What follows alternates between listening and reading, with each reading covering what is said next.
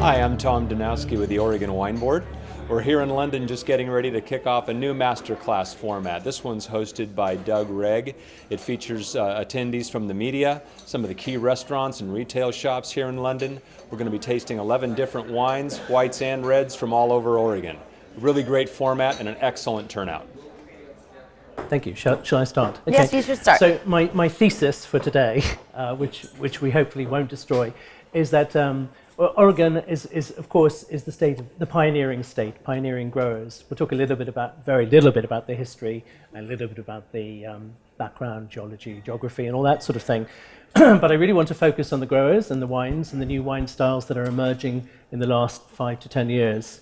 And I've divided these into very arbitrary categories. So I'm going to call them the Classicists and the REvolutionaries, who've taken more classical styles of winemaking and sort of are developing them in a slightly different direction, and then the REvolutionaries. But I don't want to make it seem as though this is a very partisan war that's going on. In fact, as Kate will tell you, Oregon is incredibly supportive. The more classic growers and more traditional growers support the efforts of the young Turks, if you like, because it is in the interest of any place to show that there is diversity of terroir, diversity of winemaking styles, diversity of farming, and hopefully we will see when we taste these wines, we'll see that this is we're in the middle of a little revolution, but it's not about being sort of antipathetic towards another style of wine. It just shows that Oregon, which is a young wine culture, is constantly evolving. I would 100% agree, especially since I make wines that I would consider both revolutionary and classicist. So there is room for both in every glass, I think. And the glory of Oregon is that we have the space to investigate that, to delve into it. We're a young enough culture that we have not only just enough history behind us to place us as a world-class growing region, but just enough history in front of us that we can push boundaries and also make the wines that we love to drink. So, I think the history of Oregon wine is quite interesting because we all associate it with the last 50 years post-Prohibition, and of course very much a sort of Pinot-centered wine culture. And I guess without sort of pulling out too many sort of abstract statistics, I mean, it's still 63% of all plantings in Oregon are down to Pinot Noir. And 74 in the Willamette Valley. Even more in the Willamette Valley, which you could say is pretty well the center. And yet there are 70 plus different grape varieties planted, but you don't hear about those so much because it's a big drop to Pinot Gris and a big drop to Chardonnay, and then a lot of different grape varieties.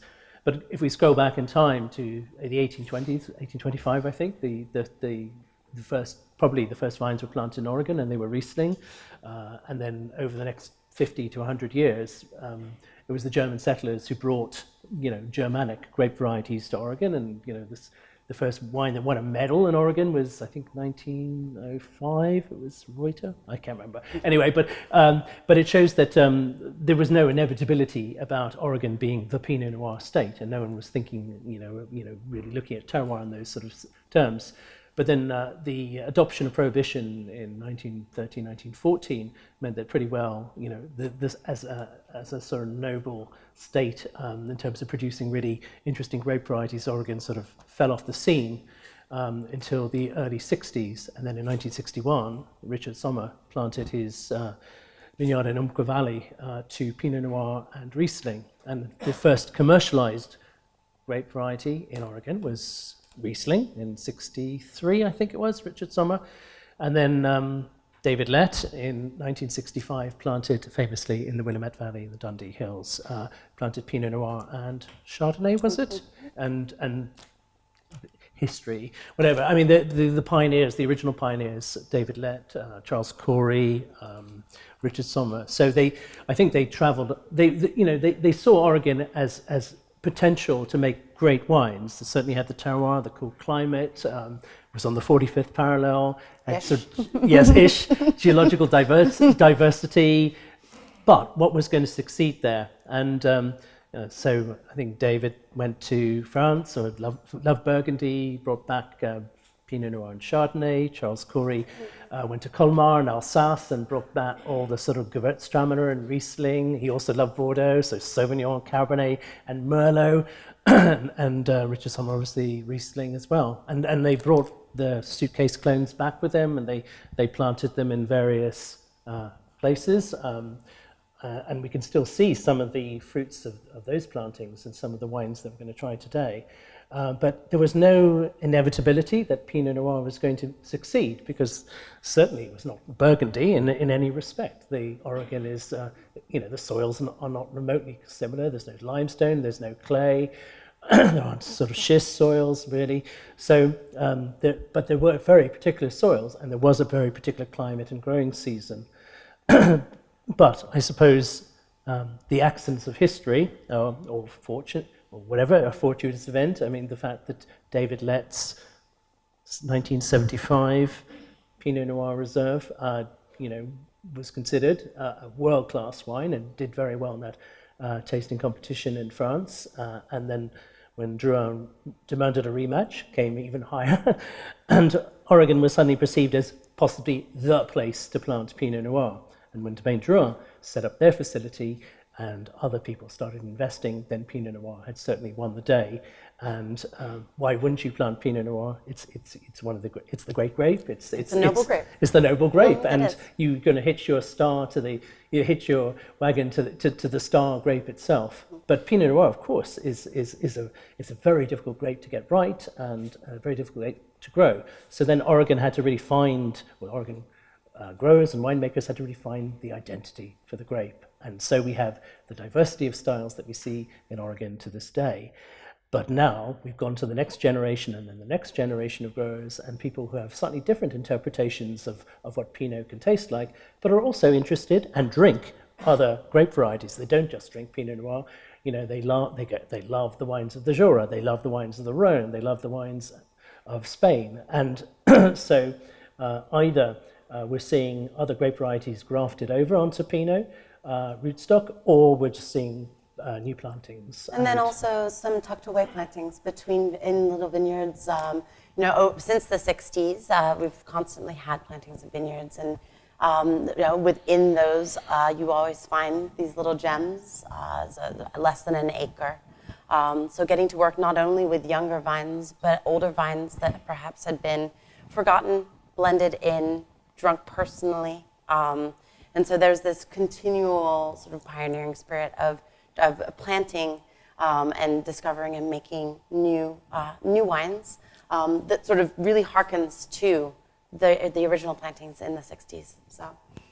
Yes, I mean there's a famous vineyard which Charles Corey planted to David Hill. Yeah, at Davis Hill, 30 different grape varieties, and Jeff Vare, who makes wine under the Golden Cluster label, released the Semillon in 2013 vintage, and that was already that was planted in 66. So we can already have an old vine Semillon, and then the next wine was a Sauvignon Rose, and there's actually quite a lot of Sauvignon Rose knocking around in Oregon as well. And we'll see that Chad Stock, who will taste two of his wines later, he makes 30 different wines every year, and he has in his O'Meara vineyard 27 different grape varieties planted.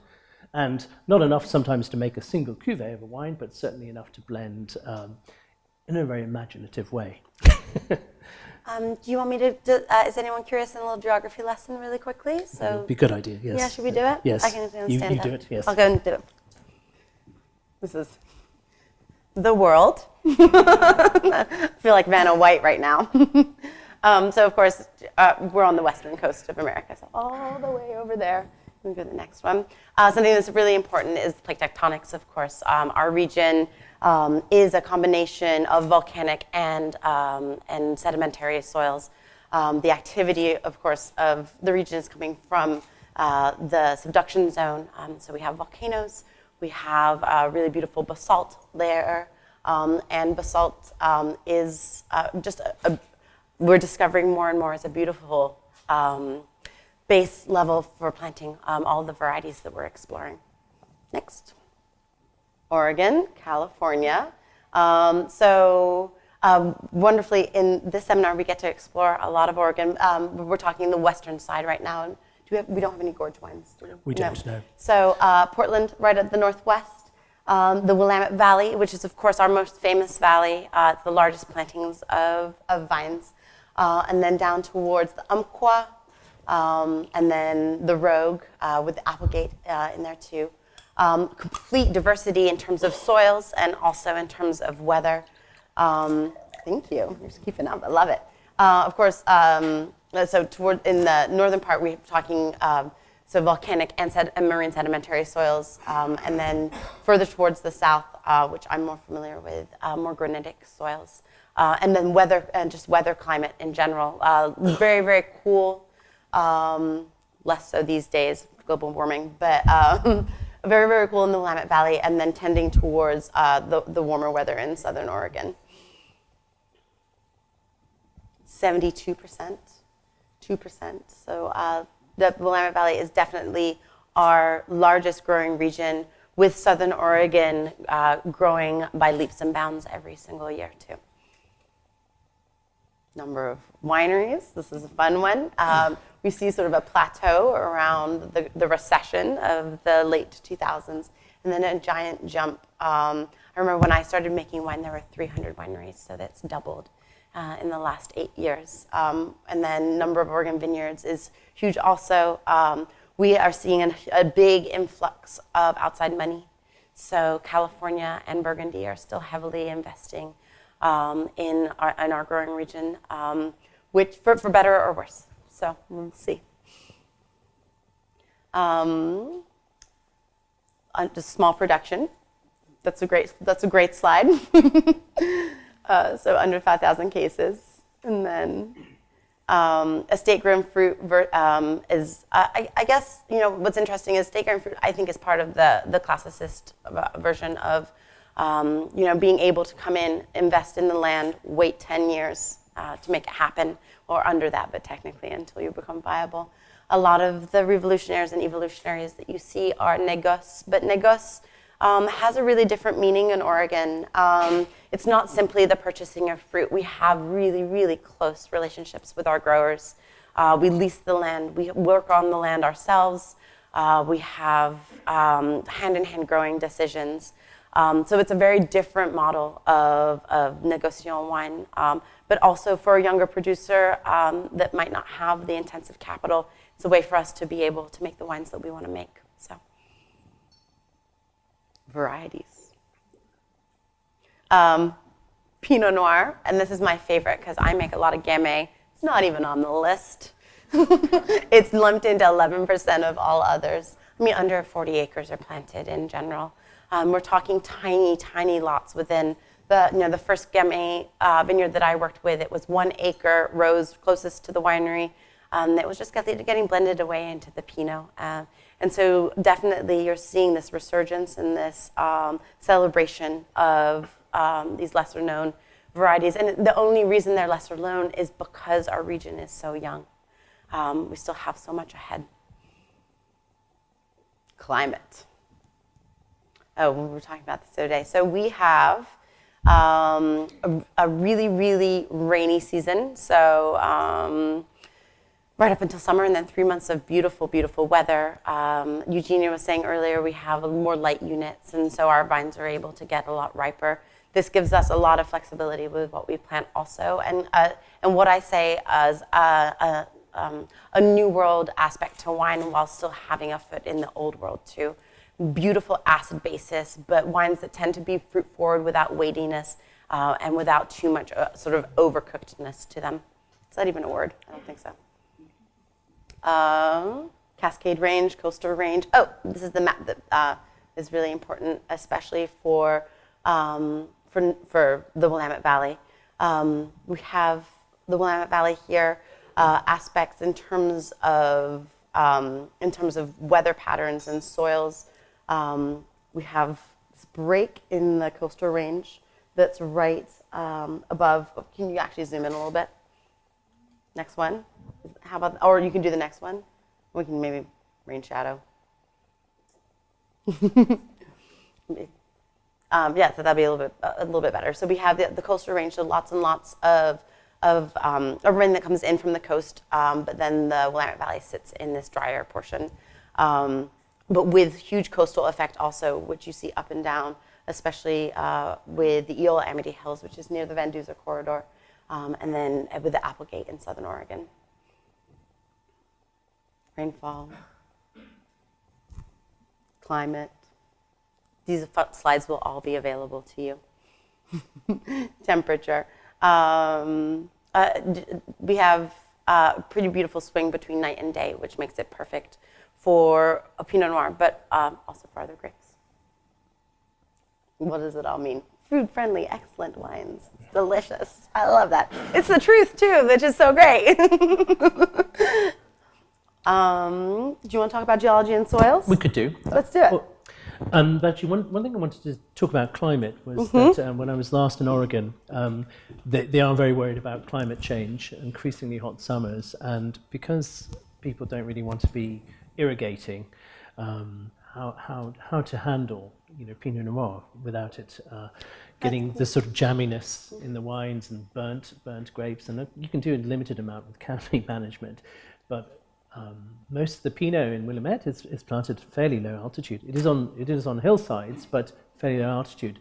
There's always been this received wisdom that you cannot plant it above 900 feet or 700-800 feet maybe, but maybe is the time to be pushing a bit more for a bit higher altitude or different orientation, perhaps. I think as so. well. We're saying, so less towards the traditional south to southeast, which is what you see in Burgundy, and some more northern facing and definitely western facing plantings. I remember moving to Oregon, or thinking about moving in the late 2000s, and even western facing plantings at that time, people were still really concerned about, and that is not even a level of concern anymore. But while we do have warmer summers, we are not seeing a big shift in the actual length of growing season. And so when it comes to the different grape varieties that we are working with, it's always keeping that in mind. I mean, it's probably not going to, it's always going to be grapes that grow within that 120-day limit, and probably not anything that's truly southern hemisphere in terms of, so. Although there are sort of discussions about, if you look at maybe Syrah could do pretty well in the Willamette Valley. It does. The Britain one out there is delicious. Everyone should try it. and then maybe maybe the harvest is getting it, or the vintage is getting a bit earlier. So we're seeing it happen in August now. Which again, for Pinot, I think you want to be harvesting probably in the third week of September normally. I think to get the sort of even ripening period.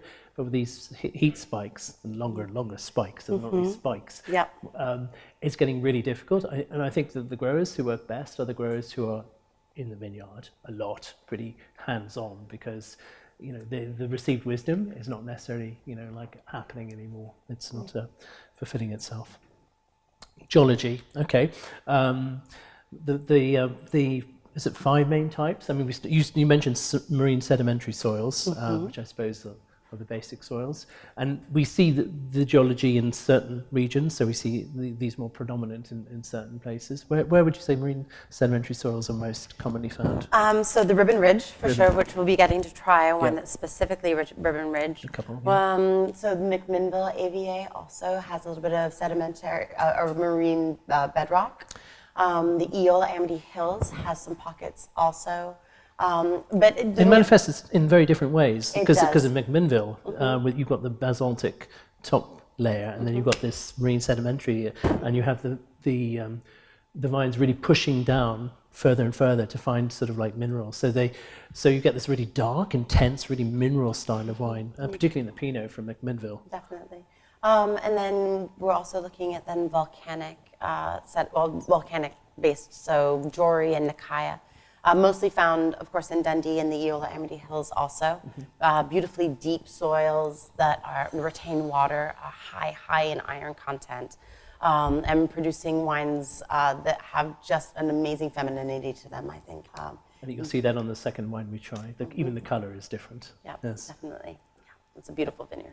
And then the wind-blown soils, the things that the LOESS. The LOESS, and we see that mostly in the northwestern Willamette Valley. And we were talking earlier in the earlier seminar about even being able to break out those regions within regions. They have done very little research on the LOESS, but it's coming, so stay tuned. But definitely creating a different character within the wines. And then a little bit of the MISSOULA flood, which is, of course, brought by these giant glacier melt that came in from Montana. And it gives us the richness of our soils. The Willamette Valley is the richest valley in the United States in terms of being able to grow things in general. We have completely diversified agriculture there too, which I think also adds to our terroir and diversification of grapes. Indeed it does. Well, should we crack on with the wines? Should we try some stuff? Yes, okay. Does anyone have any questions? Sorry, I kind of sped through that, but we can go back. Yeah. One question, you mentioned altitude. What is the highest altitude at which Pinot Noir is currently grown? So in terms of feet, you're looking at sort of the 1,000 level or below. Yes, it's a bit below, but I talked to some growers who definitely wanting to push it up to a 900. So yes. so the majority I would say is between like 300 and 750 with them.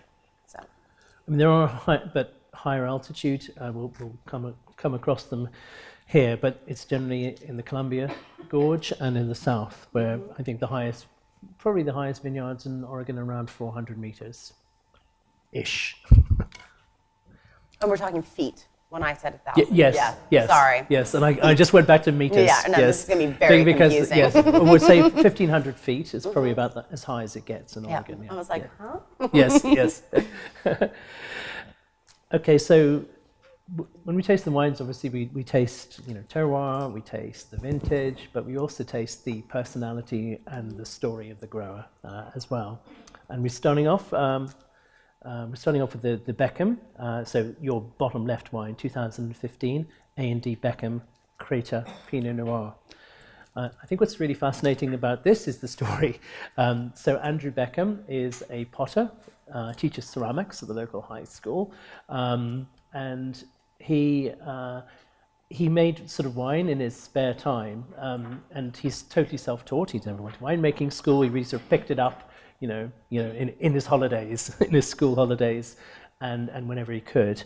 And he started this Amphora project, as he called it, in 2013. So he was making wine in sort of like, if you like, in barrels, more sort of new oak and style. But he wanted to ally his two loves in his life. One was wine, and he drinks quite a wide range of wines and quite interesting European wines, and his pottery skills. So he really honed his pottery skills. Started by making tiny little amphora. I mean, I can't even call them amphora. I mean, there was they really were like sort of large ashtrays, and then sort of started casting larger and larger ones, up to sort of like 60 gallons, then 200 gallons, because he wanted to see how wine would ferment in clay and then also possibly age in clay. So this particular wine, he makes various grape varieties in amphora. One is Pinot Gris, which he does a skin contact version, which is fermented in clay pots and then aged in a mixture of clay and barrels. He also does Grenache, Vermentino, and all sorts of different things. Some Trousseau also. Some Trousseau, yes, and they've planted on top of the Parrot Mountain, on the Parrot Mountain. We should say where that is. That's in, yes, so it's a Chehalem. So it's actually one of the closest regions to Portland, and its own special little spot in the world for sure. Yes. Yeah. It's a really beautiful place, and you can see right across to the sort of volcanoes across the valley, and it's just a stunning little location. They planted Pinot Noir mainly, a bit of Riesling, a bit of Trousseau. They wanted to plant Sauvignon as well, but they weren't able to. There's all disease stock. Anyway, but the main thing is the amphora. So and they do some traditional ferments. Yes. And then they do some mixed, so amphora and oak, and then they'll do some fully amphora fermented and aged too.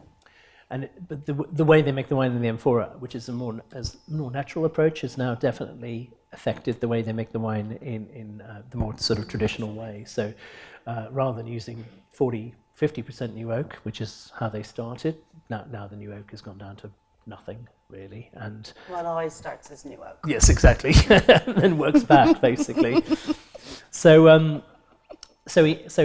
he makes these amphora. They're really gorgeous, but also he's experimenting with different styles. He's heavily influenced by Elisabetta Foradori, famous Trentino grower who uses amphora as well. And he's also providing these amphora for other winemakers in the Willamette Valley and expanding their approach, and it's going really well, actually. Yeah. And he may revolutionize amphora making throughout the whole world, because he has been granted or given or begged, borrowed, or basically bought a template that was used by some big airline company to be able to cast templates to make different sized amphora.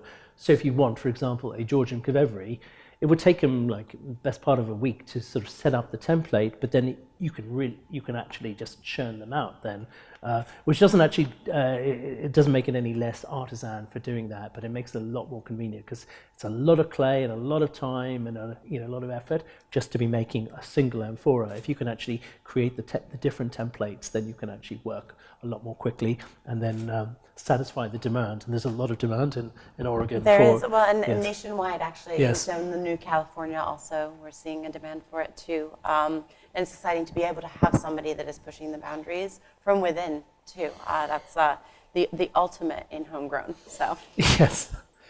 So the soils are volcanic jewelry and saum. Is that a word? S-A-U-M? Mm-hmm, So yeah. saum. Yes, and these are young vines on the Parrot Mountain, so just behind their house, basically. Slopes are quite steep. It's a short maceration. They destem the grapes, 5 days, and then 4 weeks fermentation. All native yeast. There's no temperature controls or ambient. The great thing about amphora and clay is that it gives cool ferments between 20 and 22 degrees and very long, slow fermentation. So you get very high-toned fruit. And these amphora are not buried. No. No, so they're above ground. Although he is considering doing that. Why? Well, so why? You know what? That's a good question. He said about 10% were lined, so I think he's still playing with that. He's also going to use beeswax on some. He really wants to investigate. He's discovering. I mean, it's not like this is every year. He plays around. So this year, this vintage was 30% whole bunch. He might do more whole bunch in a hotter year. I mean, but I think what he's doing is he's seeing how the fermentation works, and the fermentation works really well. What effect the amphora, the clay, has in the wine, and I think it has a sort of, he says it has a sort of certain brick dusty, slightly irony, sort of gives a sort of like earthy iron quality to the wine, but that also is to do with the soils. Jory has a sort of like a lot of sort of rusty iron sort of notes. What I love about this wine is the nose reads 100% amphora and the mouth still reads Pinot. There's a beautiful purity. But also an intensity that is not tannin based. Yes. Which is it's great. It's just supernatural freshness. The wines never get very high in alcohol, even in a vintage like 15. I think they're around. It was around 13 and a half probably. And 15, very warm year, with no cool down before harvest, and so we were racing against time to maintain acids and not let our pHs jump too much while still being ripe. Did you find after 14, which was obviously a bit of a shock, 13 was just a shock. Yeah, no, did you find 15 was a bit easier because you sort of semi-anticipated it happening again? So I think a little bit differently. So 14 was a shock, but still managed to make wines with a beautiful amount of restraint, though they are technically higher in alcohol. The thing with 15 is that we had extremely thick skins, and so the wines are, mitigating in the vineyard, so a little bit of more canopy, higher fruit cropping in order to, or meaning more, allowing more fruit on the vines in order to maintain acids. You're still coming in with wines that just naturally want to be dense. And so in the winery, working on not over extraction was the most important part. And you're already seeing, so this is amphora, so not extracted in any way, and look at the color. It's you know, it's very shiny it's color. super shiny. It's garnet all the way. Yes. But and has an opacity to it. So, but not a shock. It's just the new normal. Yes. And I would suggest that this is maybe the way that Oregon growers are going to go with Pinot, because they're looking.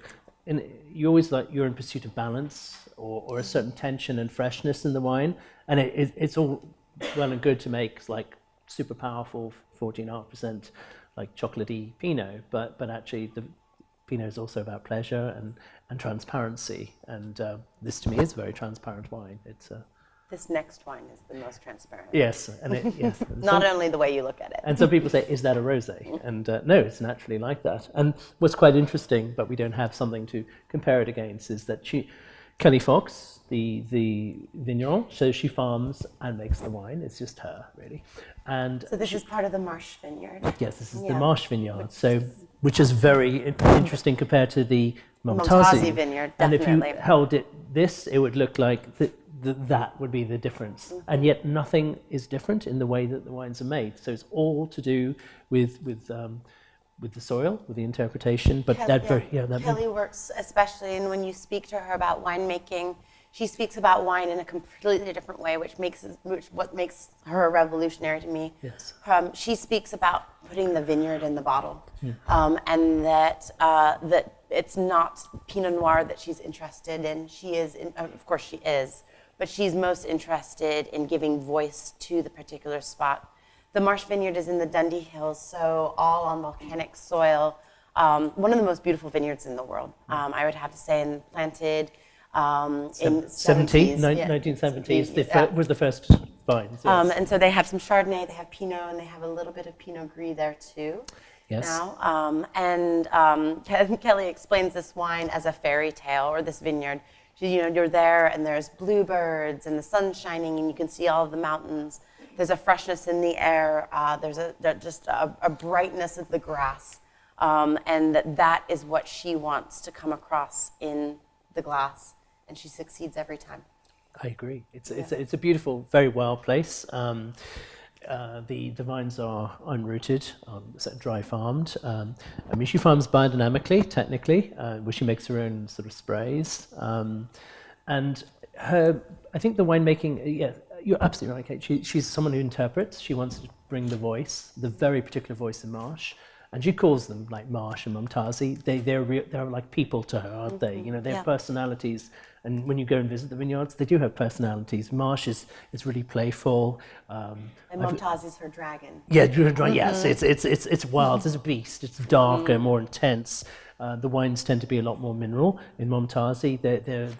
I hate the word feminine, but you know, I see in Marsh something softer, warmer, more sort of enveloping. It is a sort of warmer vineyard anyway, and what it lacks maybe in acidity, it makes up in all sorts of lovely herbal, playful, charming, whatever.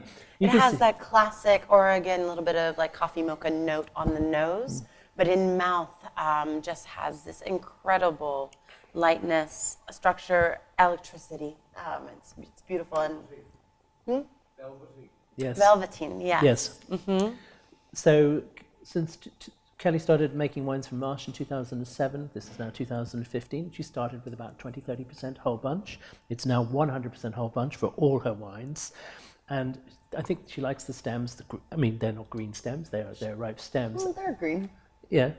Green stems. Yes. Her Pinot Gris was very green stems, as I found. She did 100% we don't have- whole bunch Pinot Gris. We don't have huge lignification Yes, in yes. Oregon in general, and that's just how it is. So. And then it's all basically she just dives into open top those macro bins or those big food grade sort of tubs. Pigeage. Basically full body pigeage. Yeah, feeling the ferment, and that's something that's really important. We talk about punch downs, and we talk about punch overs, and we talk about taking temperatures and readings as winemakers, but there is nothing more valuable than actually getting into your ferment. You're able to feel exactly what is going on. You're able to feel the temperature swirls, the differences, the pockets. And I would say that part of this, the ability of these revolutionaries to delve into the styles of wines that they're most interested in is partly due to this increased focus on hands-on feed on. Absolutely, and I think it's quite a sort of traditional way of working, traditional farming, I guess, is what we're saying.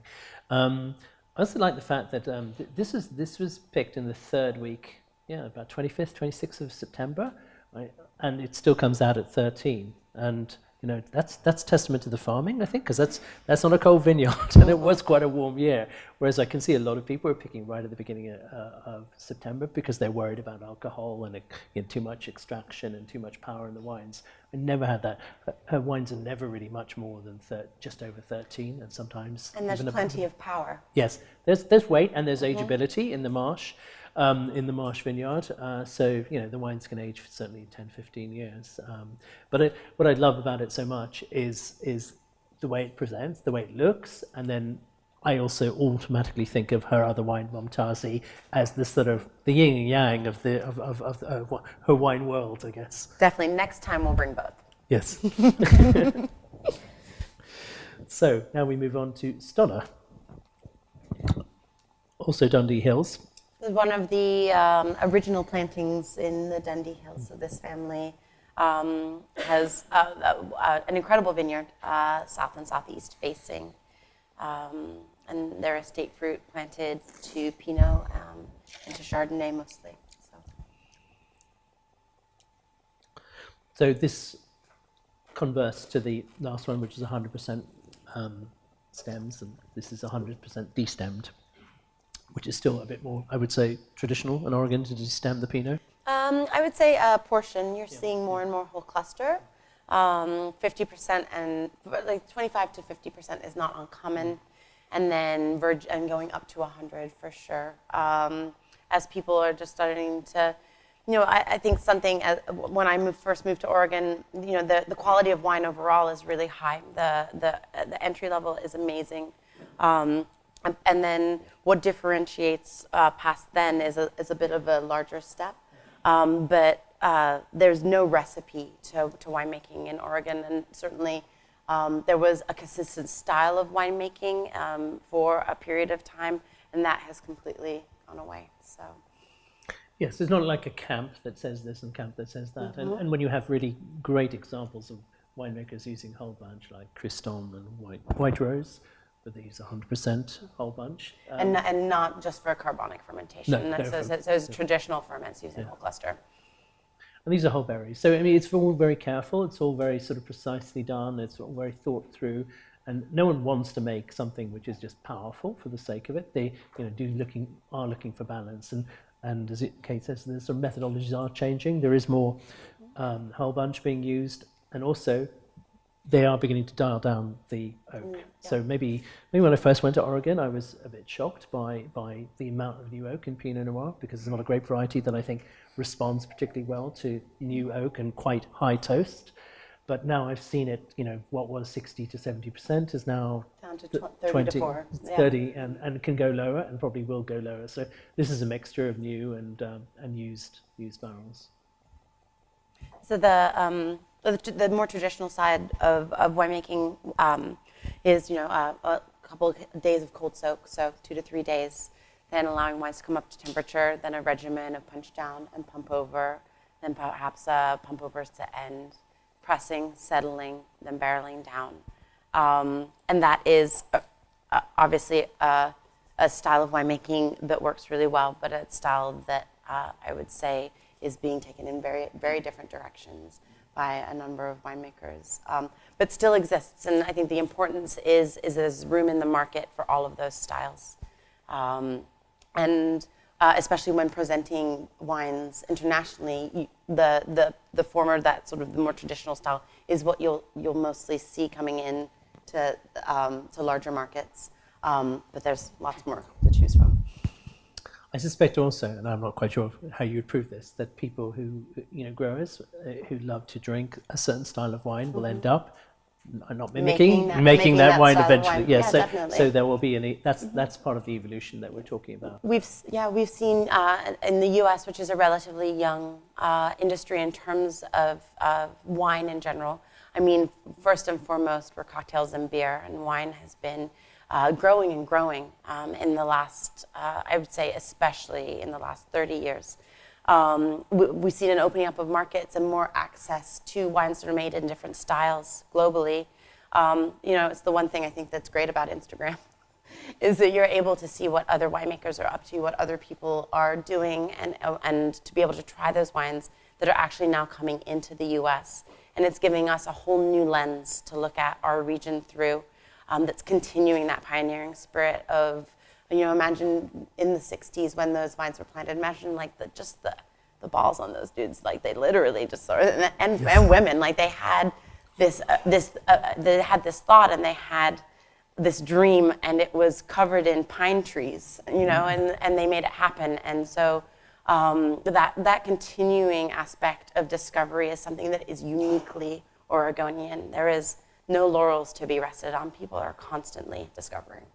Actually, this is not quite apropos of that, but talking about something which I think unique to Oregon is the number of growers and amount of vineyards which are working to some sort of organic, sustainable it's the only certification. Way. Yeah, it's the only way. I mean, we are a very liberal state in general, for the better, but that is the future, and for us to ignore that would be terrible. But it's also that is our normal.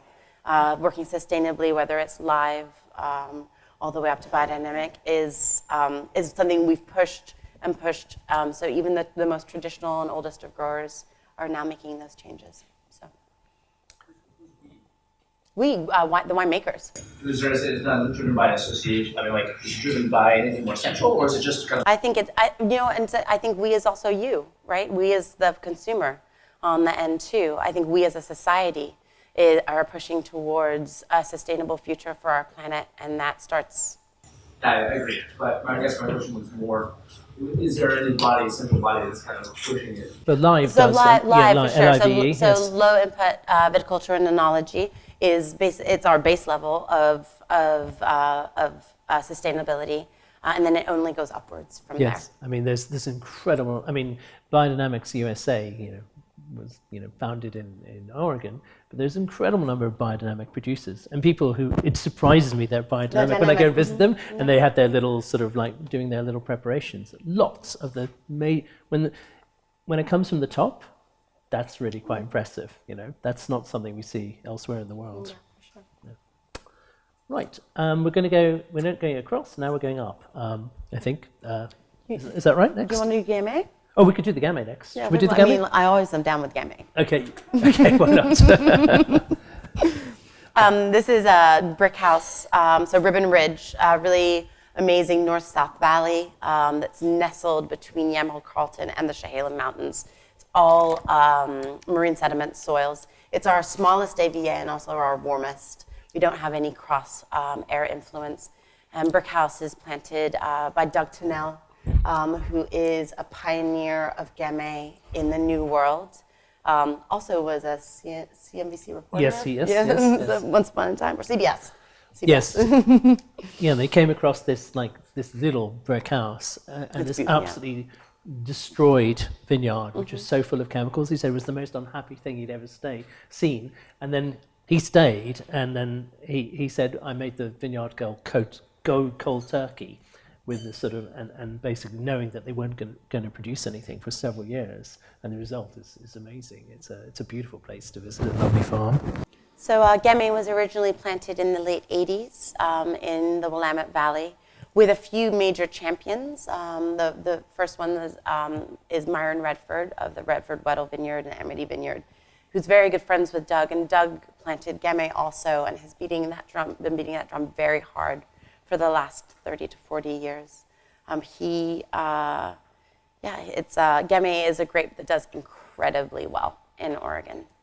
It has the beautiful acid level. It has a little bit more ripeness overall. It can sustain our crappy weather in the fall. And it's also just a delight to drink. And I think a lot of this is coming down when making wines is the winemakers are making the wines that they love to consume.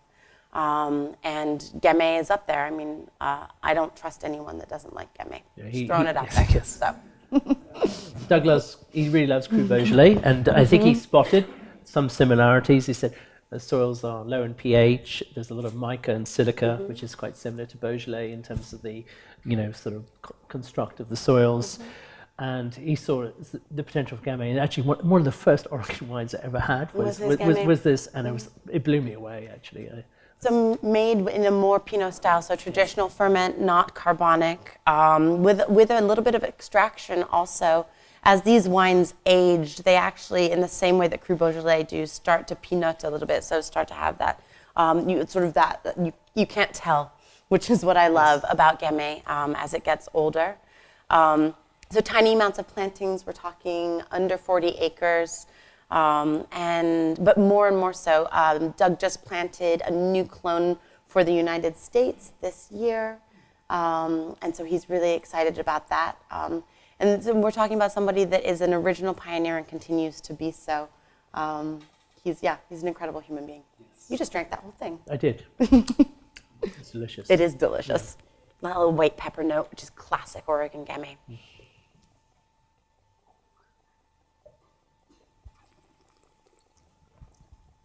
But it's funny when one talks about, when you ask people about Brickhouse, and they say, oh yeah, the Gamay. The Gamay is true. Yeah, they don't say the 4 Pinots or the Chardonnay. Or the 2 Chardonnays. Yeah, the 2 Chardonnays. Now there's, now there's 2 Gamays. Oh, too. okay. So. It's interesting also the grape not forces you, but it does lead you in a certain direction. Whereas Pinot, people still think, should I oak? Should I new oak? Should I, what percentage? There, Gamay doesn't, it just says, do this to me, yeah. Do you know if it's destemmed or? It's going to be at least a partial destem. So there might be a tiny bit of whole cluster in there. But Doug works pretty traditionally with a lot of destemming. So if there is any whole cluster, it's going to be a very small amount. Do you know an approximate retail price? It's going to be in that sort of $25 to $30 level. Yeah. i.e. more over here. Times 5. Yes. Yes. Yeah, we would if we had imported it, it would have been $25. Yeah. What's beautiful also about Gamay, and you can tell I'm obsessed, but is that it just gives a different lens for looking at the Willamette Valley and our terroir, and it does it beautifully. We look at the Beaujolais and we look at the Crus, and they are also specific, and it's based on soil type, and it's based on aspect, and the climats within those. And Gamay is the next red grape that's going to give us that in Oregon, for sure. It's coming. I make 5 single vineyard designated Gamays, and they taste like where they're from, which is absolutely, to me, just a resonation of the beauty of what we have as our raw product, our soil in Oregon, and the fact that we don't have to look at it through just one lens. Pinot has established us and has given us the name and the platform on which to further push our boundaries in general. So. Well, yes, there's always been that Pinot, of course, is the grape variety you most associate, other than Chardonnay, with terroir differentiation. But of course, terroir differentiation works for all grapes. So it does. Mm-hmm. So now we have something a bit different. Now we are on bow and arrow, aren't we? Yes. We are. We're on bow and arrow. So the left. Yes, we've gone back to the left. So this is Scott Frank, who has, I suppose one of the phenomenons of recent times is the so-called urban winery. I have one. You have an urban winery, yeah. Yes. So I make wine in town, Scott makes wine in town. As a producer that hasn't reached the point in my career financially or in terms of time where I can have my own vineyard, placing our wineries in town is something that works for us personally, but also works for our client. Wine is something so special, and it is special occasion to so many consumers. And accessibility to that is what I really champion.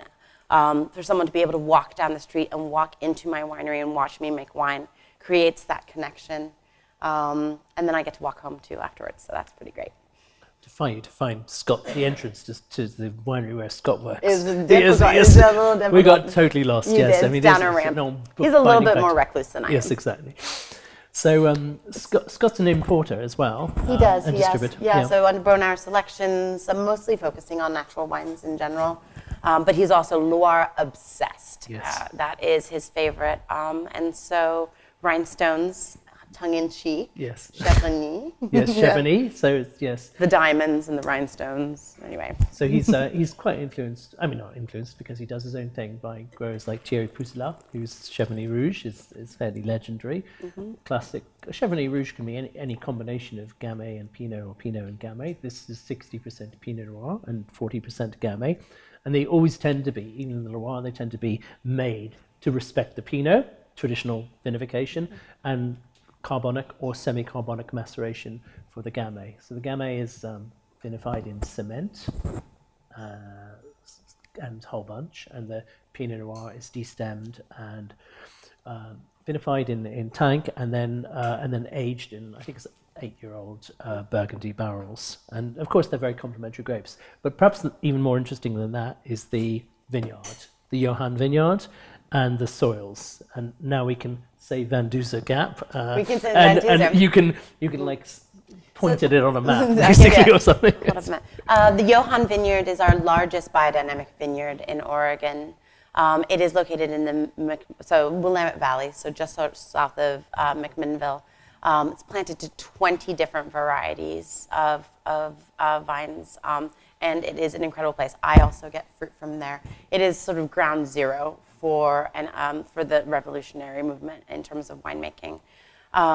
It's on a combination of soils, but mostly on the loamy side. Loamy with some granitic sand. Sand and marine sediment also. It's an incredible tool for us as younger winemakers to have access to this fruit that's not only diverse in terms of plantings, but biodynamic also. And continuing to plant. And for us, we also get a say in what's planted there as younger winemakers, which is really great. So. And the acidity that I think that comes off the wines is really fantastic. And you can build a wine on a spine of acidity, which sometimes in other regions and other soils, it's much more difficult. You have to build the wine on other sort of templates. So I love the minerality that I get on a lot of wines from Johann. There's as you say, there's a lot of different grape varieties. So Scott himself works with melon, and I think there are three growers who take off the melon. Yeah. And what else does he work with from there? Well, he works with different vineyards for Gamay as well. For Gamay, yes. And then for Sauvignon Blanc also. Yeah, he works with four Sauvignons now. Okay, so he believes that Sauvignon is the next big thing in Oregon. You heard it here first. Probably only hear it from him, though. That's not true. I make Sauvignon Blanc also. Yes, so yeah. I don't know if it's the next big thing, maybe like the next big thing. But what I love about this wine, it is truly a vin de soif. It is approachable. It is a little bit chewy. It has that charm. It has richness, but it has acid. And that's something also to think of. We talk about Oregon Pinot. We talk about high quality. We talk about ageability. But that's not how everybody drinks. People drink wine every day also, on Mondays sometimes. And this wine is a beautiful example of that market that is coming into fruition in Oregon and also in the United States, really fulfilling that sort of a hole that we've had as just even a nation, or America in general. I think we talk about wines to keep, and we talk wines of structure, and we're very interested in pedigree, and that is important, but it is not the whole story. I just want to drink a whole bottle of that. So it's delicious. They're very gastronomic wines, and in fact, there's one he makes called Air Guitar, which is basically an Anjou Village Rouge, which is Cabernet Sauvignon and Cabernet Franc, and it is the most ridiculously easy to drink because it has that sort of sappy quality, very Moorish. But then a tiny bit of the pyrazines, and it has a little bit of everything. It's unexpected, but delicious, and so the revolutionaries are pushing that unexpected border while still keeping it within the realm of absolutely delicious. And this leads us very neatly to why I'm here. Go solo. Go solo? You don't want to talk about it? I want to hear what you have to say. Just kidding. Tell me about it, then I'll So I actually grew up in London and have a British father and a French mother, and we would escape to France because my mom hated it here. I'm really sorry, but she did. All the time when I was a young child, to a region called the Auvergne, which I'm sure you guys are well familiar. America is like just discovering it. Wines, definitely rustic wines, but also wines of beautiful volcanic terroir. Hilarious that I ended up in Oregon. The soils look exactly the same. Moved back to France and learned how to make wine in Beaujolais. I have a godfather that lives in Blois, so exposed to European wines in general and the old world.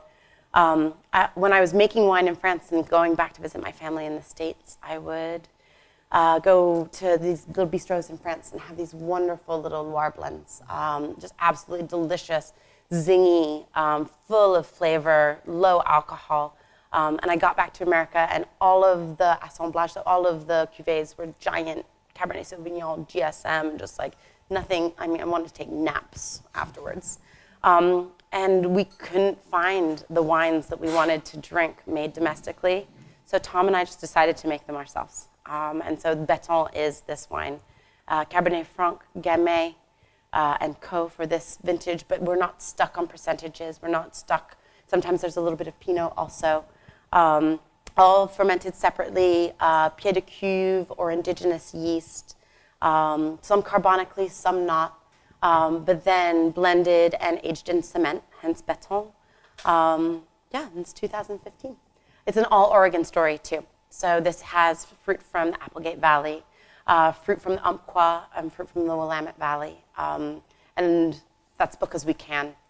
That's the best part about America that sometimes we forget, is that we can. So it's one of my favorite wines to drink, to make every single year.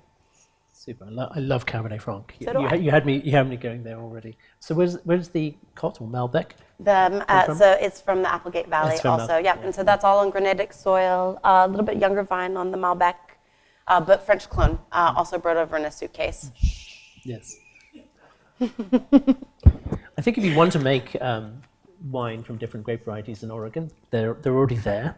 It's just that you have to find them. you have to find them. Yes. We call it grape sleuthing. Yes. Yeah, you gotta like look around, and then you have to be very respectful that you're not taking it from somebody else or somebody that was really wanting to do. You're always ending up taking it from someone else, but somebody that was really invested in making that into something 100% special and unique, because sometimes it just makes its way into a red blend of some kind. I suppose the danger is that as certain grapes become perhaps a bit more attractive and appealing, like Gamay, for example, and maybe Cabernet Franc, that bigger wineries might start paying higher prices for them. It's so our Gamay. We've seen our Gamay prices go up in the last 5 years. I've also had some wineries, some larger wineries, want to add that to their repertoire and have offered a huge amount of money to use some of the vineyards that I've worked with, but I would be remiss to say that that is not business. That is how the world works. And that the growing interest is good for everybody, even if it makes it temporarily difficult for me. And being from a younger growing region means that there is opportunity like that. And also, we're not fully planted in Oregon in any way, shape, or form. There is tons of land out there. Do you see this cross? So what you've done is blended across regions, because you love the balance of the grapes. Do you see that happening more often as maybe this next generation of growers, winemakers who don't have land, but they would love to farm? I imagine that we will see a little bit more of it, but I also think that the purity of single AVA is also very important too. Ours is that simply the fruit from each of these regions made this wine that we like, and if I could do it from a single region, I would too, but that's not the way that it works. But I suppose the AVAs one associates with Pinot Noir, and the other grapes, they grow all over the place. Well, technically, Southern Oregon has huge plantings of Pinot Noir also. Yes. And we see, for instance, Cabernet Franc being planted in the Willamette Valley. Vineyards that are using the most incredible diversity of clonal material. The previous lecture that we talked about was, single variety clonal material, so people using up to 20 clones of Chardonnay within single vineyards, but also vineyards like Johann. I have another vineyard that I work with called Bjornson, and they've bought a coastal site, and I think we're going to have up to 25 different varieties planted there too. Omero, so their vineyard in the Ribbon Ridge also. It's just very small Yes. right now. So there's only so much to go around. And that leads us very neatly to the Doing next that. wine. So, sort of whitish wine. Sort of whitish wine? Sort of whitish wine. Minimus. SM1, Stella Maris Vineyard, Sauvignon, Applegate Valley. This is a vineyard, I can't remember who farms it, but it's planted to Tempranillo, Syrah, Viognier, and Sauvignon. And quite a few growers take off this vineyard and use the Beckhams, for example. They make a Syrah Viognier from this vineyard, co-fermented. These are alluvial soils. Here we got some altitude. So about 350 meters, what's that in real terms? Times 3. 1,300 feet-ish, I guess. It's LIV certified. And here we are, and this is Chad stock. Now, we could spend a whole, spend seminar a whole on day on Chad stock. Yeah. He is our resident magician. Yes. There is no one that is pushing the boundaries in terms of fermentation styles the way that Chad stock is. Really sort of taking the extremes and putting them into the bottle in a way that you want to drink them. He's a chemist. Yes. Yeah, in his own right. Yes, and but also he's really attracted to certain grape varieties. So yeah, so in the O'Meara vineyard he has 27 different grapes planted in the Ruin Ridge, but he also takes off Johann and various other vineyards, and he's interested in all the regions of Oregon, not just the one. Pacific Northwest story. Yes. Even Washington State. I mean, he takes fruit there for a couple of his wines.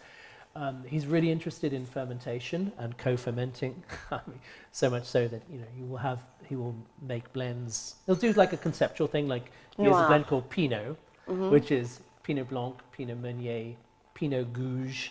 What other Pinots are there? Pinot Noir, did I say that? No, Pinot Gris, no. Pinot Blanc. Anyway, the 5 Pinots, and of course, they come in at different times, and there's partial skin contact. He makes Pinot Gouge. There were cuttings of Pinot Gouge. He makes a wine called Noir that's using all the Noir varieties. Yes, Gamay Noir, Pinot Noir. Yeah, he has a wine called Rockwell, which is everything but the kitchen sink. Yes, red and white from from totally different regions and different terroirs. My favorite that I've tried that it was so mind-bending is one called Phantom Limb, which is actually one that where he goes through, and I believe it is Syrah, and cuts the canes right at the time of ripening and lets them desiccate on the vines, and then makes wine from that.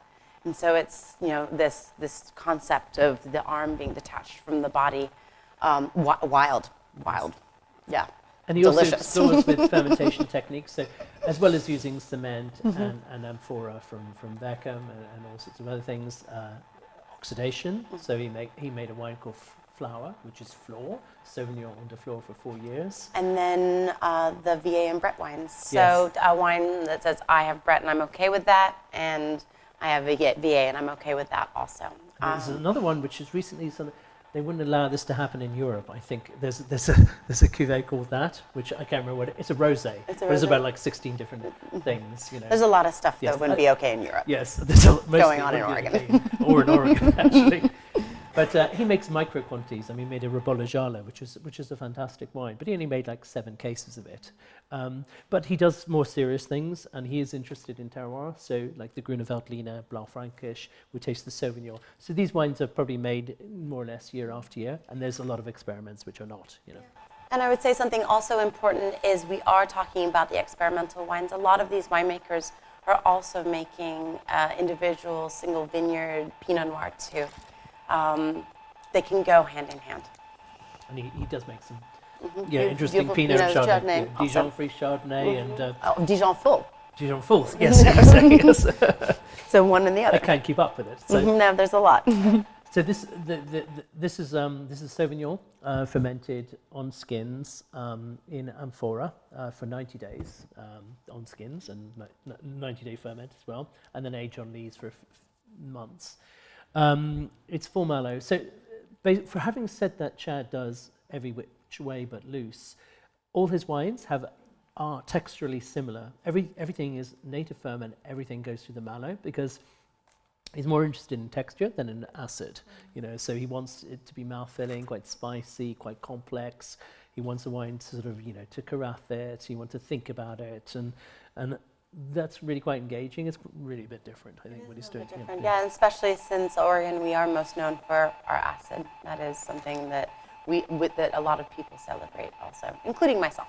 I'm acid freak over here. Yeah. How do these wines age? Well, the floor of wine aged very well because it came out with 4 years of age. I haven't had the SM1 as aged wine, but I've had the SM2, which is also Sauvignon Blanc, and I've had that 6 years later, and it's gorgeous. But Chad experiments. He's been doing them for about 10 years, so longer than that time. Your guess is as good as mine, but I don't see why they wouldn't age beautifully within their own construct, right? And that's what when you look at wines that are constructed a little bit differently.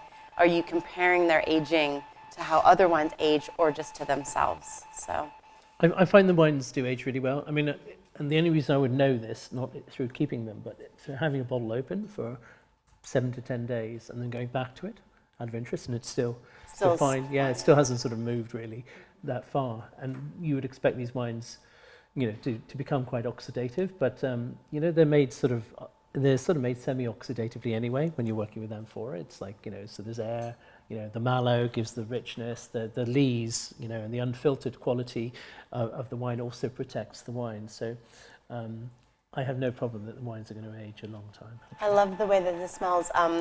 It's like a candy from growing up, an apricot gummy. Does anyone know what I'm talking about? Like a soft, it smells so good.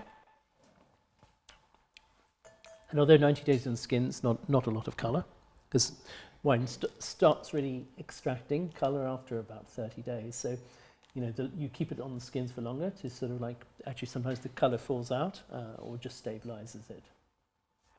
And obviously unfiltered and unfined. Yes. So now we go to, I think, Brickhouse. So we're back in Ribbon Ridge again. The Willackenzie soils, which are marine sedimentary soils. And this is Doug's version of Chardonnay. When I say Doug's version, is sometimes you have like a Chardonnay from California, you think, wow, that's like really oaky or buttery or, peachy. And I think he's definitely trying to make something, we'd never say Burgundian in style, but something more Chablis-esque, I think. Something sort of leaner and purer and more mineral. But I always find a beautiful richness. Yes. In Doug's wines, too. There's a rich is maybe the wrong word, maybe a generosity of fruit, and that I find to be uniquely Oregonian. Has that beautiful sort of little bit of fleshiness without being over-extracted and heavy.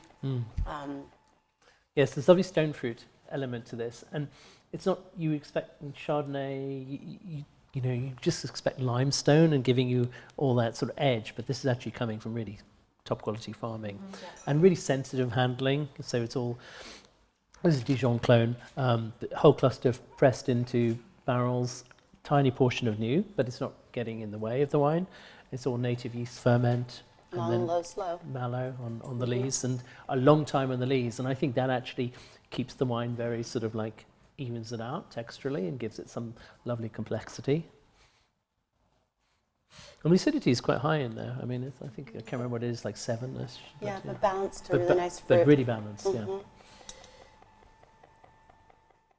For those that weren't in the seminar this morning, Oregon Chardonnay is having a huge moment. And it's going to last too, which is really great. So keep your eyes out. Have either of you had a chance to try any of the aged versions of this? I haven't had older Brickhouse. I mean, no. I think 2006 is probably as far back as I go. I mean, it was there 4 or 5 years ago, and Yeah. I mean, but I was trying contemporary vintage, yes. I mean, it's what you would expect. So 2006 is as far back as I've gone. So, and warm vintage also, a richness, a little bit of oxidative note, sort of a more pronounced orchard tones, but lovely acid and backbone. I think that just speaks to beautiful maintenance of acid. It would be lovely to try this from a cold vintage if you ever get one again, because I think that those will age amazingly well. I think the fact that he can make wines like this in a warmer vintage shows that the wines.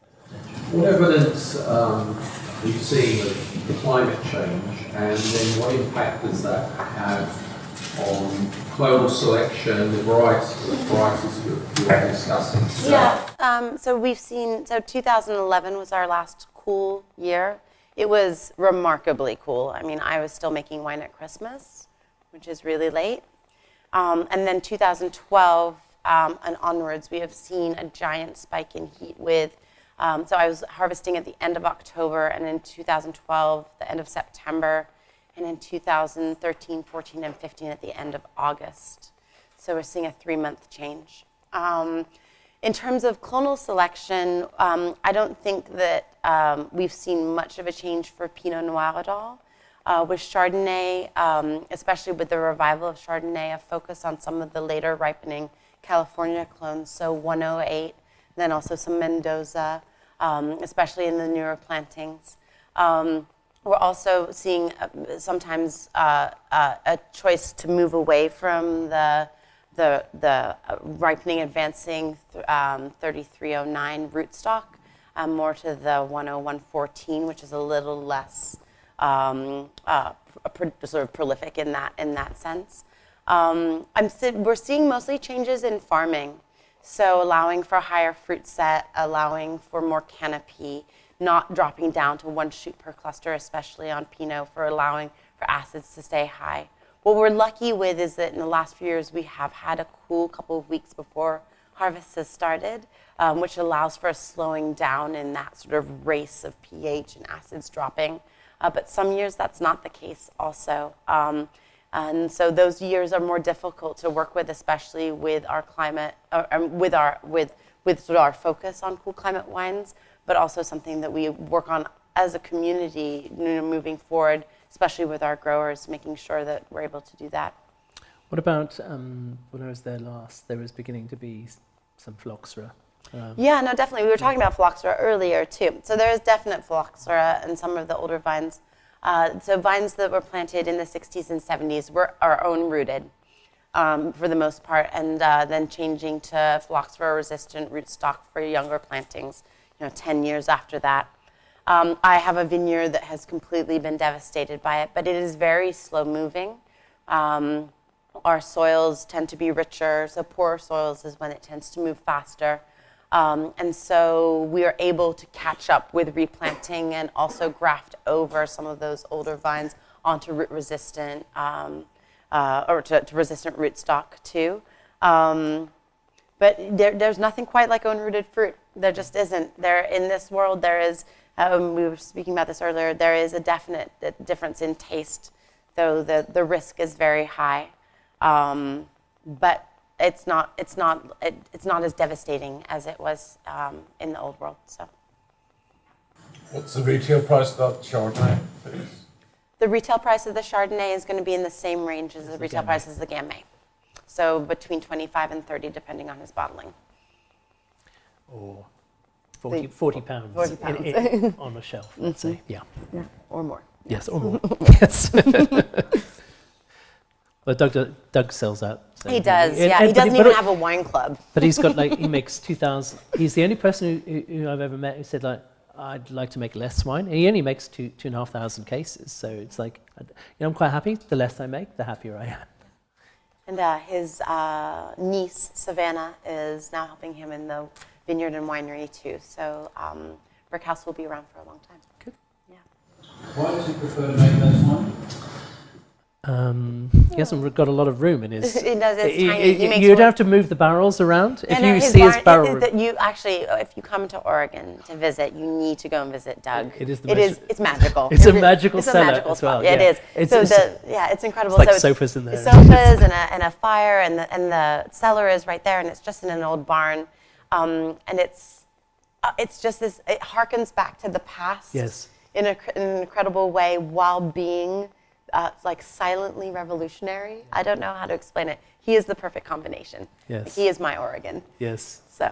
He's an amazing company. Yeah, You sort of see there's no commercial. He's not ever talking about any commercial point. He does what he does. If you don't want to pay up front for the wine, You go by the wine, basically. The wine is the wine. These are wines that are naturally made, sustainably made, and are beautifully clean.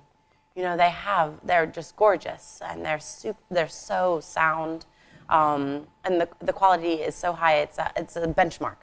What he makes is benchmark wine for the rest of us. So. Okay, we're now on to Ovum. Delicious. Since I Fell for You, Gewürztraminer. Why the quirky name?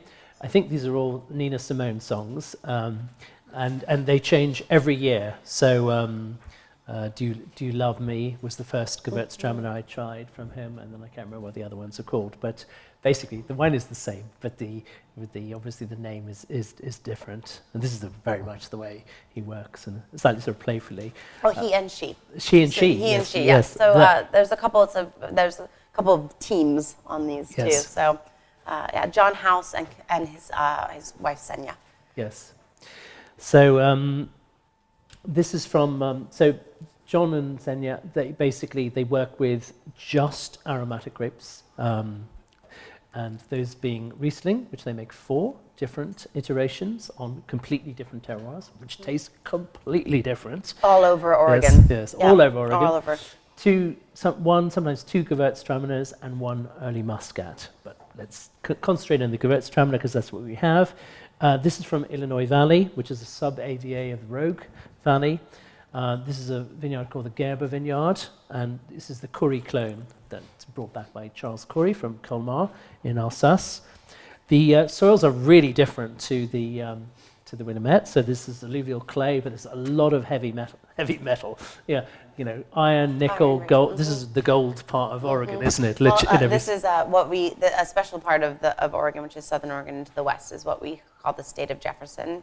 It's an area that has tried to secede from America like 10 times. They grow amazing grapes and a lot of marijuana. Yes. I can smell it. And this is own-rooted to 3 different clones of Gewürz. So this vineyard was planted in 73, so this constitutes fairly old vines for Oregon now. He likes to harvest as late as possible, so end of September into October for Riesling, and then end of September for Gewürz. But it's still about preserving acidity. It's very important. That is the spine for his wines. This is one of the richer ones I've ever come across. Yeah. Noticeably in the Rieslings, which we don't have to show, but when we started dealing with them in 14, they were very Germanic in style. So they were like 25 to 35 residual sugar on a base of like 10 acidity. And about 10.5 alcohol, and now they're 14%, no residual sugar, and still, thank goodness, the acidity. This vineyard is 400 meters plus, 1,500 feet high. Destemmed grapes, 24-hour maceration, and then crushed, and then a long ferment in barrels. Usually the fermentation takes around 6 months. In total, the wine spends around 9 months in the lees. They do a cross-flow filtration to prevent re-fermentation. The residual is around 7, and the acidity is slightly lower here. Normally it's around 7, which is very high for Gewürz, but it's around 5.5, I think, for this one. But it has an incrable savory core to yes. it. Yeah. I mean, I love the color. I mean, for a Gewürz, because when you pick the grapes, they are fully on pink. Sort of like almost purple in color, and even though there's a bit of maceration here, so you'd expect to take a bit more color, it's still very transparent, and the nose is very transparent as well. But it doesn't have that fake Gewürz, It's not everyone's favorite grape, but I think he's managed to extract a lot of flavor, but also some delicacy as well in the wine. Sure. Sorry, he, she. He, she. He, she. He, she. Really good balance. All native yeast fermentation. This is all done in barrel, in 500-litre barrels. The Rieslings are in, well, I don't know where Ovum comes from, but he used the non-blow eggs of 1,000 litres, and that is gives some sort of real textural complexity to his Riesling, which you don't really find a lot anywhere, actually. Anyone that can get more people to drink Riesling is fine by me. He's got So. me to drink Riesling, and I'm not sort of a fan, but I think his wines are going more in the Austrian sort of vein, which are more sort of like, or their wines are sort of getting more sort of spicy, more textural, and less on this sort of slightly ethereal style of wine, which you might sometimes expect. There's not a huge amount of Gewürztraminer planted in Oregon. There isn't, nor drank. Yes, no. Yeah, no. But there is more, increasingly, Riesling is being considered to be a more interesting grape. Actually, Riesling was one of the original 3 Yes, plantings. yes. But more so, I think, there's such a cultural stigma against Riesling that makes it sometimes hard to sell unless you get people to try it first. Yes. They have preconceived notions of what it's going to be. I'm sure that's global. Yes. Yeah. Brooks had better love Riesling. That's the last thing we're coming to. They do, because and they make they do. good ones that are really well priced. Yes. But before we come to that, we come to a very trendy grape variety in this country. Well, in Austria as well, obviously. But it's become very Liter trendy. bottle only. Yes. So we're back with Minimus and Chad stock, and we're back with the Johan vineyard again. So the Van Duzer Gap, we can say that, northeast facing vineyard. Yeah, and so the Van Duzer corridor brings that cool air in at night to the ELMD hills, really changing the structure of the berries within the, and creating a big spiciness. Yes. And depth, thicker skins in general. It's it's definitely a huge part of our Oregon identity. And in addition to our cool climateness. So. To me, this could be the grape variety. Because I compare, I'm very interested, and I'm also the buyer for our Austrian wines, and I'm always a bit disappointed by Gruner because it's very much conforming to a style which is picked early and filtered and fined and it's a bit like, it's a bit herbal and it's a bit neutral. So of course Chad would do anything but make a neutral, boring wine. He really wants to sort of see what you can get out of it. So hey, we've got the magic of the vineyard, biodynamics, granitic soils. You've got 2 days maceration, whole bunch in tank. So here we're getting some really golden colours. Not something like little caramel notes too. Yeah. Yeah. And then you get a natural native yeast fermentation in a mixture of 1-year-old barrels and acacia. And I think acacia gives a really interesting flavour. It sort of adds a dimension. Some people don't like it so much, but I quite like it for this. It's a certain sort of honey quality and spicing, and what you call this, the caramelized touch of caramel as well. So we're going more towards texture and sort of secondary aromats.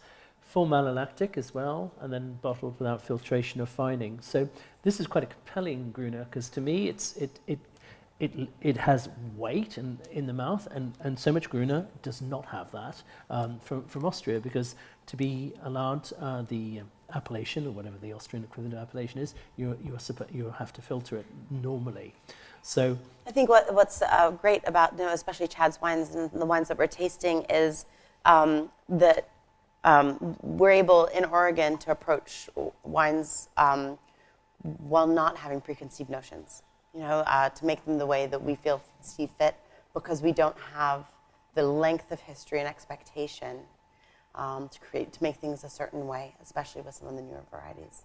you can still make a really wonderful wine, though. I mean, it's a bit like you're a chef and you taste something in a restaurant and say, I'll put my spin on it. And Chad is a classic example of that. So when he tried me on his Trousseau from his Amera vineyard, he said, this is nothing like a Jura thing. But I think it was whistling in the wind a bit, because it sort of was as well. It was even paler.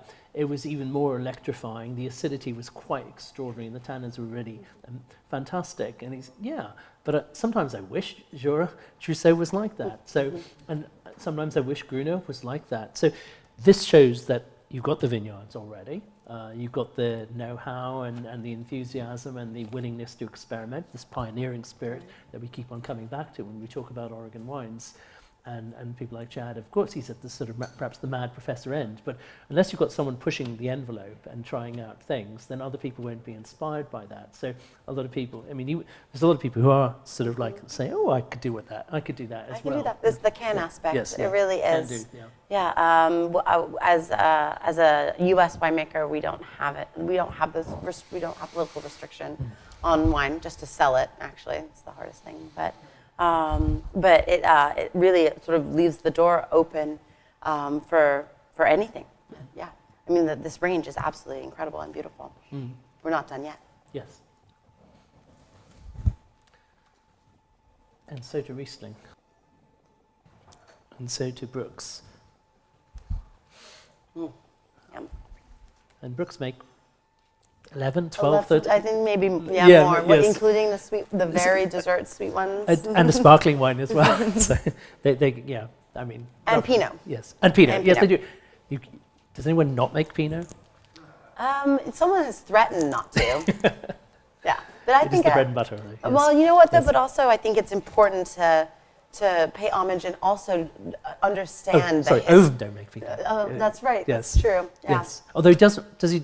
He has a site. He's working for somebody else. They both have day jobs. Day yes. jobs, Yes, exactly. exactly. I think that the importance is also understanding the history of Oregon, and that's the thing that you find a balance between both, and you're nothing without your past at the same time. So making Pinot Noir is an important part of what we do too. It's interesting to see whether sometimes the people make Pinot and other grape varieties, whether the other grape varieties are sort of leaking or leaching into the Pinot, because sometimes they're so different. There's such different challenges to making Pinot Noir and making a white wine. Yeah, I mean, I see my white. I mean, I make a carbonic Pinot Noir, so 100% whole cluster and cement and stainless. I think that there was a minor influence from Gamay there, just a little one. You think so? Yeah, just a tiny one. It smells so delicious. So So yeah, Brooks they are the Riesling makers. They are. Yeah. So they're in the earlier Amity, but they source from a lot of different growers, don't they?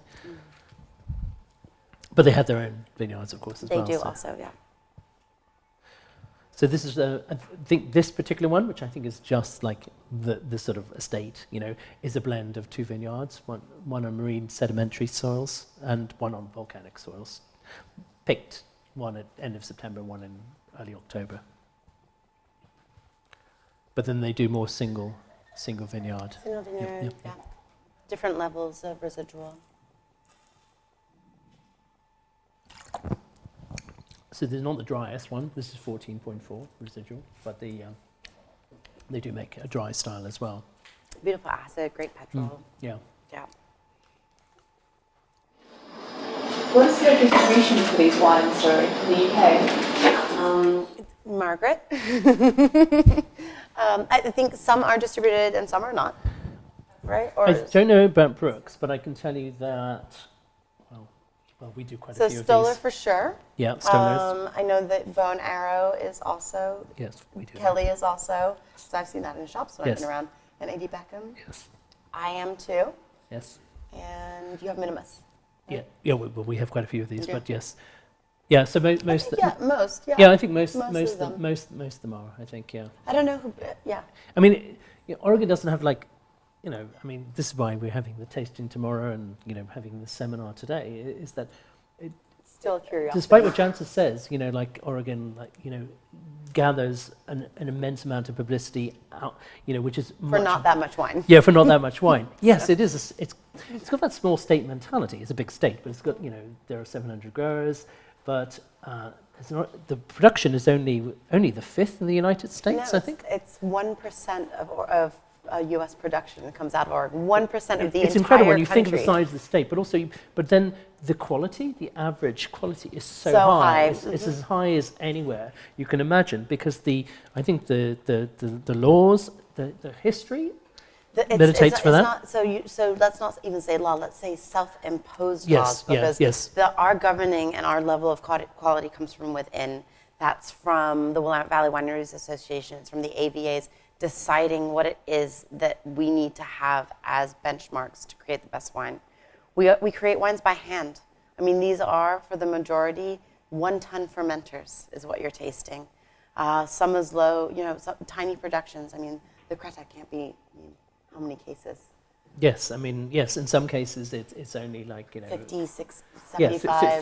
50 dozen or whatever like that. Mm-hmm. Yeah, and we would say that a bigger winery would be 4,000 to 5,000 cases. That's sort of 40, 50,000 bottles by Californian standards. That's like That's a micro winery. Yeah, that's like in general. sort of exactly. And So- everything is done by hand. I mean, from pruning to the winemaking, to the harvesting.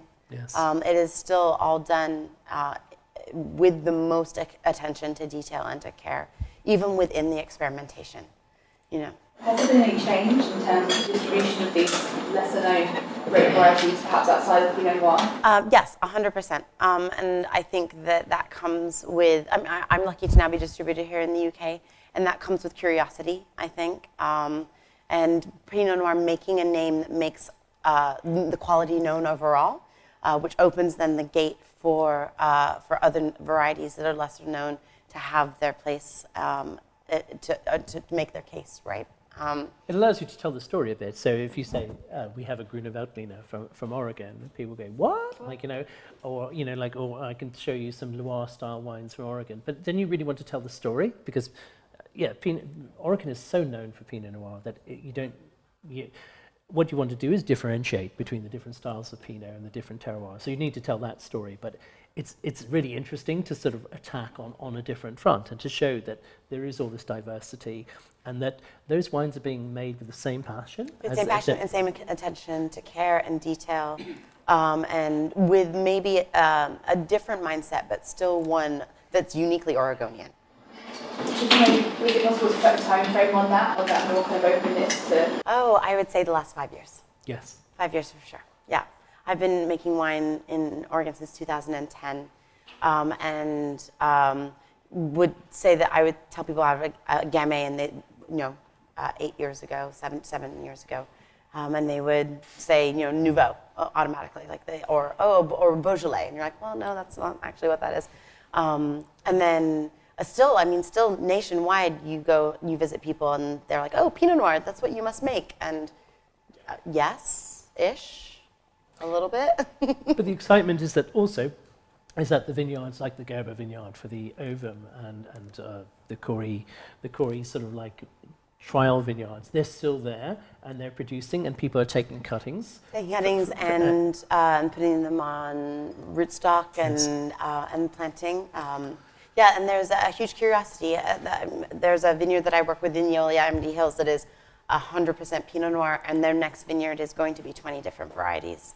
And this is a 15-year spread of somebody that was so set on Pinot Noir and has now looked around and been like, you know what? That's not the whole story.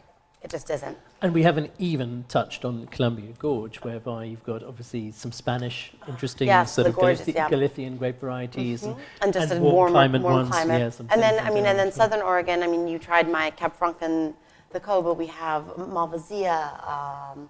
There's Tempranillo. There's a little bit of everything planted, and so much potential. And I think that's the takeaway: is that the future's wide open. Yes. And as soon as someone makes wine, and I think it sort of snowballs, I think other people say, yep, that's really good. You can do that. I can do that. And then it sort of inspires other people. So Gamay, I think, is, you proved. It's been proven. But also, people talk about experimentation, and it's experimentation also within reason. You can't just throw spaghetti at the wall and expect a stick. There has to be thought towards climate and soil, to the length of the growing season especially, and to the future. 25 years from now, things could be very, very different. And it brings us back to global warming. It seems to be that a grape variety like Riesling would do very well, and that some of the white grapes would do extraordinarily well in warmer climates, but hitherto have not really been sort of experimented with enough, whereas Pinot Noir, I'm not going to announce the death of Pinot Noir. I should stop Pinot bashing. But I'm going to say or you could plant in different places, or you can sort of there's all sorts of challenges for Pinot, but Pinot is established, and I think is our standard bearer, yes, for sure. Yeah. But I think other grapes might thrive in these 100%. Yeah.